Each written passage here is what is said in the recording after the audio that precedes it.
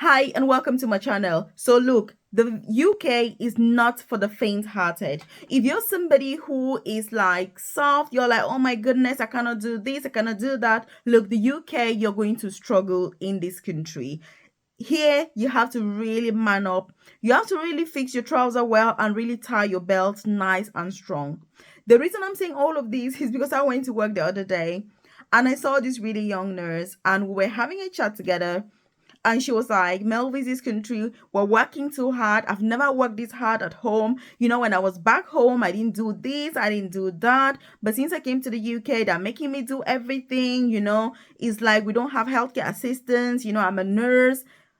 And she went on. And I was like, girl, what visa do you have in the UK? She was like, oh, I've got a work visa. And I was like, look, they meant it when they give you a work visa. When you get a UK work visa, it's not just to mess around. It is real work when you get here. And that's why I thought I should do this video. So if you're new to my channel, you're welcome. If you are a returning subscriber, as usual, I appreciate your time. And I do hope that you're finding these videos helpful, but most importantly, you're implementing the information. Because if you're watching my videos, then it shouldn't be a surprise, obviously, that when you come to the UK on a work visa, it is actually that you're coming to work. Because that is the point, work visa, you're coming here to work. But you need to be reasonable. You need to make sure that your employer is obviously following the rules and you are also following the rules. So if you haven't subscribed to this channel, you want to join the family now, turn on the notification button as well. So hit the subscribe button so you're the first person to be notified every single day when I drop a new video on here at 10 a.m. prompt UK time. Yes, I drop a new video on YouTube every single day. But most importantly, I do have a free newsletter where I send information about free visa sponsorship opportunities to move to the UK or to switch if you're already in this beautiful country. If you check the comment section below, you're going to see a link to my newsletter. It won't take you 20 seconds to join. You click on it, you drop your name and email, and you're part of the newsletter. If you've got any questions, you can leave that as well. But you're also going to find my contacts on there, my WhatsApp number, my email address, so that if you've got any queries, concerns, please leave them in the comment section below. Otherwise, do feel free to obviously use that newsletter to communicate and to exchange, that information. So work from home jobs.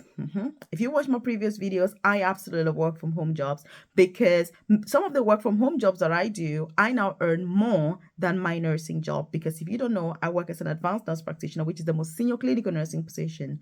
But many of my work from home jobs and side hustles now pay me more than nursing. And this is why I come here to advocate for these opportunities. So if you're one of those people that you're like, oh my God, are these jobs real? Are they not? Look, you need to pursue them. Yes, you need to find quite a few to be able to get your feet, and be able to find where you're comfortable, but it is worth it in the end. So I also share information about those work from home jobs, career progression opportunities as well.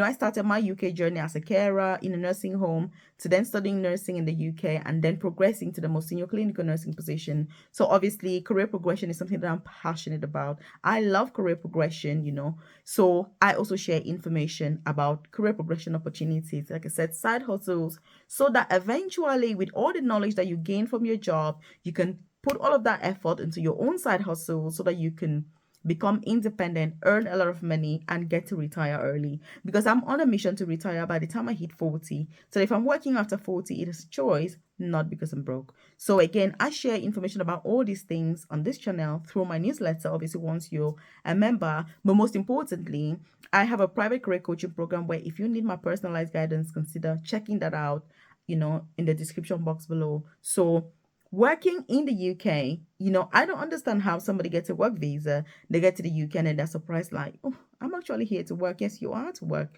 because that's the point of it. When the UK says that they are short of, I don't know, 2 million vacancies currently, across all the different sectors, the UK has just over 2 million vacancies, according to the Office of National Statistics. But when you look at the NHS alone, they have about 115,000 vacancies right now. So there are so many, and they need staff to work. So they need you to be able to offer a service.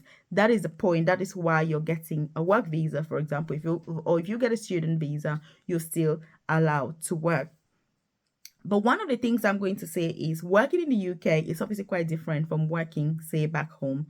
If you're a nurse, for example, what I've found is I've never worked as a nurse in any country apart from the UK, but discussing with colleagues and also through my coaching program, when I hear from colleagues that I've trained overseas how they work, they're not very involved with things like personal care because you've got relatives, the structure of the healthcare system is very different in other countries. So you tend to have relatives or, who are supporting with personal care and things like that.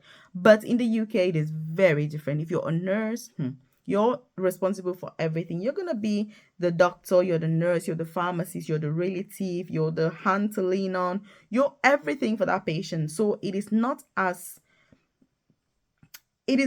clear cut really of boundaries as it is. You're kind of responsible for that holistic care, when it comes to that patient. I can see how somebody can find it challenging, but that is how it works. If you're a carer, for example, when you look at people that are working in, say, domiciliary care, unfortunately, some people are starting work at 6 a.m. or 7 a.m. and finishing work at 10 p.m. or 11 p.m.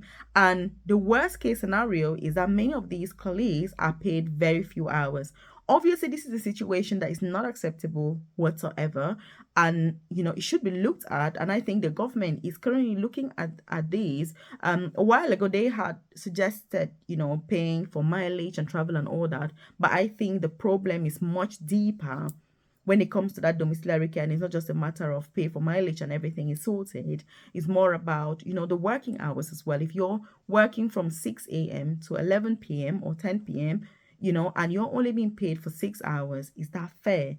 And I think that explains why there are also so many vacancies in the sector, because if you were not in a desperate situation, for example, why would anybody take a job like that? You know what I mean? It's very difficult. So the conditions definitely need to improve when it comes to opportunities like this. But the whole point I'm trying to bring across in this video is that when you come to the UK on a work visa, it is not easy. You're actually here, my friend, to work. And that's what the rest of us do. When I go to work, it is to work. As per the name. So by the way, if you're enjoying this content, I want you to hit that like button. It lets me know you enjoy content like this, and obviously I should do more. Do feel free to check out the other videos that I've done on the channel about different pathways to move to the UK, different NHS opportunities, entry-level jobs that you can get your leg into the building, into the room, and then begin to pursue other opportunities really from there. Also, different types of UK jobs offering visa sponsorship at this point in time, as well as updates that are happening in real time through UK immigration laws, UK visa news, and updates for dependents and just things like that you kind of need in order to excel. Like I said, work from home jobs, those are things that I'm really passionate about. And so, yes, I tend to share a lot of those things with you because that is what I'm about as well. Those are the things that will make your life in this country really worthwhile. When you sit back and you look at the day or the decision you made to move here, you're going to think, oh my God, this was the best decision ever. If I go back, I would make exactly the same decision. I would still decide to move to this country. That is the situation where you want to be in. And that comes over time. That comes with that career progression. That comes with gaining more experience, more confidence, more knowledge, finding your own way. It can take a while to find your own way. I think, I've been in the UK 13 years now. I feel like I'm still finding my way. I can't say, oh, I'm there yet. It's all a work in progress for all of us. So it's about that continuous learning, continuous professional development, continuous acquisition of basic skills or further skills in order to enhance those that you've already got. So those are some of the things that you need to really be thinking about. And know that when you're coming here to work, if you're part of my coaching program, one of the things that I always aim to achieve with all of the members is that you have a realistic view of what it means to work in the UK, rather than just be excited about moving to the UK and, you're going to change your life, you're going to change your kids' life, you're going to be able to support more people back home, you're going to be able to earn more, and all those other reasons that come as byproducts. My objective is to make you understand the job that you're coming to do in the UK, to know that you understand realistically what it means in terms of the effort you're going to need, in terms of the time pressures, in terms of the challenges for that job. Obviously, you need to know the advantages, but These other things, that is what really makes you to feel comfortable in your own skin and to settle faster when you get to the UK. But when you have unrealistic expectations, for example, you don't even know what the job is about, it can be very daunting when you get here. And I think that is what is happening now, where more and more people are just shocked when they get here and it's like, oh my God, this is what the job is about. But yes, it is. It is. So it is about learning your job, knowing the policies, knowing the processes, making sure that if you don't know, you ask. It's okay to ask. And I think sometimes we shy away from asking. If you don't know something, you ask. If you're a nurse, for example, and you're working somewhere, you're going to have healthcare assistants, you're going to have management, you're going to have other colleagues as well. You're going to have the patients themselves or the people that you're caring for. Many of them will, depending on obviously their situation, their condition, where you are, many people will be able to tell you what it is that they do, what they like, what they take, and all that. And that then helps to make your job a lot easier. So thank you, and watch this other video that I've linked up specially for you.